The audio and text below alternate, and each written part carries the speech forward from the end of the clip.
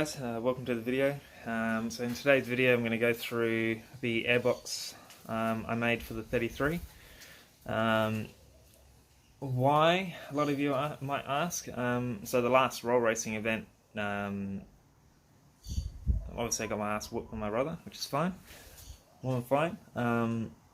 But what I noticed is I was sitting in the line for at least 10 minutes a lot of the time, so you've just gone and hammered it and you just sit in the line, everything gets really hot in the engine bay, and I was having intake temps at 60 degrees before the run. Obviously when I went to the run and once it's gone through and cooled and all that, it was down to about 40, but still 40 degree intake temps is not ideal. Okay, it was a hot night, it was 30 degrees, it's still 7 o'clock at night and 30 degrees and quite humid. But for example, my brother with his supercharger and ice cooler, he had intake temps at 20 degrees or lower. And that 20 degrees makes a huge difference. So I've got a bee in my bonnet, and I wanted an Airbox just to help isolate the intake air into the filter from the engine bay air. And you'll see later that there's quite a good gain to be had from doing this. So yeah, watch the video, enjoy, let me know what you think. Alright, so working on the first iteration of the box. Now you may think, what the hell is going on here? This looks horrific. Yep, this is just to get an idea of what I'm going to do. So I am going to run something at the back here to protect the power steering reservoir, and then that'll help seal off this open space in here. It's a bit tricky because my turbo sits so high relative to everything else, so the angle of the intake pipe is still quite high, so to have any lid, it's going to be tricky up through here. But that is where it'll sit roughly, and then I'll seal off at the back here and everything down there, just make it nice and airtight.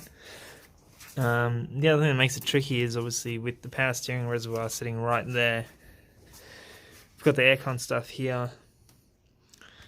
There's not a lot of gaps between everything, so it's going to be fairly tight to get it to work how I want it to.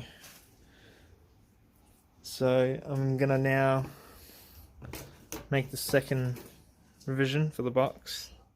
Alright, so you can see with the template removed what I'm working with. So we've got the intercooler pipe that runs straight off the turbo here that's in the way. We've got the power steering reservoir that's in the way. You've got the aircon stuff that's in the way. And you've got a fairly tight area for the 4-inch intake and pod filter. What I'm trying to protect against is the headers there that aren't ceramic coated, and I can't be fucked taking it off and getting them coated. Obviously that pushes a lot of heat straight onto the intake pipe and the turbo itself and everything else here. So I'm trying to make a box so that when the car is sitting idle and not moving around, at least this area can just generate some draw of fresh air without being influenced by the heat of the headers. Alright, I'll just show you guys this. See, what I'm trying to do is to get the plate to sit over all these pipes and stuff that I got running down here. So I want to get myself one of these from Bunnings. And yeah, it should help me get a tighter seal or a nicer seal on the bottom edge there. And yeah, so I'm gonna struggle to run something flat down there, but this has at least helped. It also helped get this inner edge here, the curve on that. So yeah, we'll see how it goes. I'm trying to get this right now, so we'll see. Alright, so as you can see, with the use of that tool, I was able to get that to line up, fairly nicely, not too bad. And also in there, I've got more pipe work. It's going to be hard to see because of the lighting, but I've got some more pipe work in there. I'll try and get closer. And yeah, basically it gives you a piece that, looks like that. All the way up there. So yeah, that tool's really handy for doing stuff like this. So now I'm going to try and match up the two side pieces, get the hole so we can get the intake in, and then it'll be the mock up the last bit there. Alright, so I've done the two side pieces now. A few little things that I need to fix, you know, in there. There's still some gaps that I'm not liking, and I'm not liking this section here. So I'll clean that up. But I mean, other than that, it looks pretty good. That's going to be tricky in this section here when it's actually with the sheet metal, because obviously I don't want the gap that I have down there. Other than that, in there's quite nice. A few things to fix up. And now I'll start mocking the lid. It's going to be really hard to get the right hole angle in here. So we'll see how that goes when we get to it.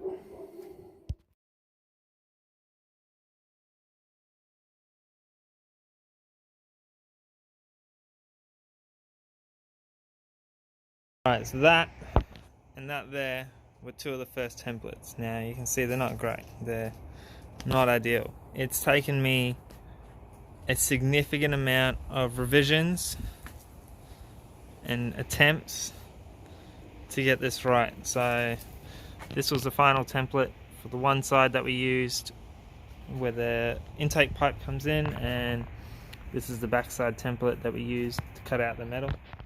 Alright, so here's the final, well, I'd say not final, but the two templates I'm going to use for the first revision of the box, and once it's in and running, and just see proof of concept, all that sort of stuff. What's tricky with cardboard is cardboard molds really nicely when you stick it in, so it bends when you have to. So we had a bit of trouble getting this one into a line. You see there's a slight bow at the bottom, and that bow follows this arch. As you see, I've scratched everything, which is fine. I'll clean all that up. But yeah, it needs to follow this arch back. And then I've got a lot of stuff coming through here that just makes it really hard to make a nice clean template. So I'll see. Later on I might reroute a lot of the stuff to a single point and then go from there and just make it work like that, which is more than doable. But and yeah, for now I'm not changing the turbo placement of that pipe because it's a pain in the ass as it is. And yeah, so we'll come out, you know, all right. We don't have any fancy tools. We used a jigsaw, grinder, file, hammers. We don't have anything fancy for bending it, so I mean they're not perfect bends, but good enough. The material is 1.5mm thick mild steel that I got from Bunnings. Just because my alley that I ordered hadn't arrived yet, so I was impatient, went to Bunnings, got some plate, and started. And I can always remake these out of the alley once I get it, so I'm not too stressed. You know, clean things like this up. I will put protection on all these edges once it's finished, and once it's all cleaned up, painted and all that, I think it'll look alright. Alright, so that's the two metal templates cut out in the car. Now it's come out alright. I mean, it's not perfect, like this edge is not perfect, but that's fine. The lid's going to cover that anyway. We got a few gaps down there that, you know, they're a bit bigger than I would have liked them to be, but again, I'd probably need to reroute a lot of that to make that any better, and rewrite this hose as well. All these big gaps that I've got for pipes and stuff, I'm just going to seal up and insulate, and you know, a bit of silicone and all that, and you know, a bit of an edge there that we've got to clean up. But other than that, I mean, it's come out all right. I'm pretty happy with it, and once the lid goes on, it'll be pretty sweet. I'm going to have to modify the intake pipe to suit, which is fine. So right now I'm just going through marking this edge here so that I can drill and bolt it together. So we're going to bolt it because it's too hard to get it in as a single piece. It has to be separate, just because this pipe's a pain in the ass, and I'm not going to change that just to make the airbox work. And as I scratched it up, getting it in, which is fine. Once it's all sweet, I'll repaint everything, clean it all up nicely, get it in as best I can, and yeah.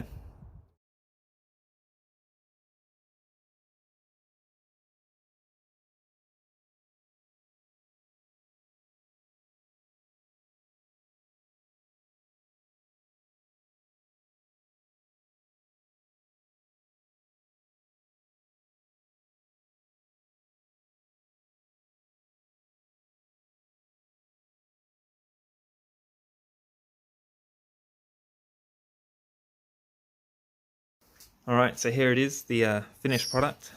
I think it came out pretty good, to be honest, given that I've never done it before.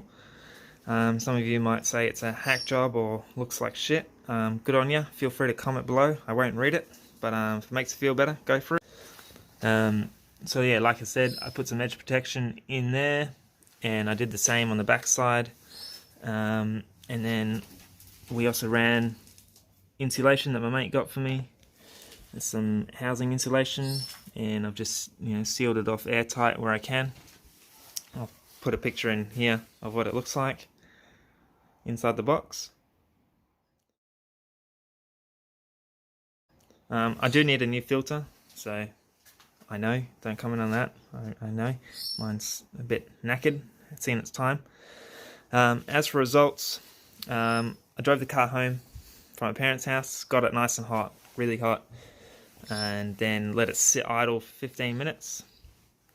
Now, and like I said, roll racing, this is what I was trying to protect against. And from that, and I'll put a picture just after, I saw a 30-degree difference from outside the box to inside the box, which is massive. I mean, 30 degrees, so the intake is no longer sucking in 65-degree air, it's sucking in 35-degree air.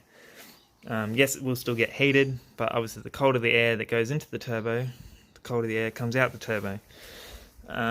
What that translates to on the intake side, unfortunately my intake temp sensor sits right up in the intake manifold, so it's not the best place for it to sit because it will get heat soaked from the motor, especially at sitting idle. But what I found on my initial testing is at intake temp sensor readings of 30 degrees, I had boosts of upwards of 29 pounds, and I don't normally see that unless it's about 10 degrees outside, because we're still running open loop duty cycle through the Haltech, not closed loop, so it will change with ambient temps. So I do run a correction, and because of that correction I've actually had to pull 4% duty cycle out of the map, and then I'll test and see how it goes with my current corrections in there. So 30 degrees I normally add 4%, I've now had to take the 4% out. 20 degrees intake I normally leave it at 0 because that works right around 27 pound, and then at 10 degrees I normally have to pull like 8 to 10% out just to get it back down to the 27 pound, not sit at 29 plus. So yeah, it has made a substantial difference, so I'm keen to get it back on the track and test it and see how it goes. But yeah, proof that if I can do it, anyone can do it, because I'm useless at this sort of stuff. So yeah, give it a shot. Let us know what you think, and let us know if you do it on yourself.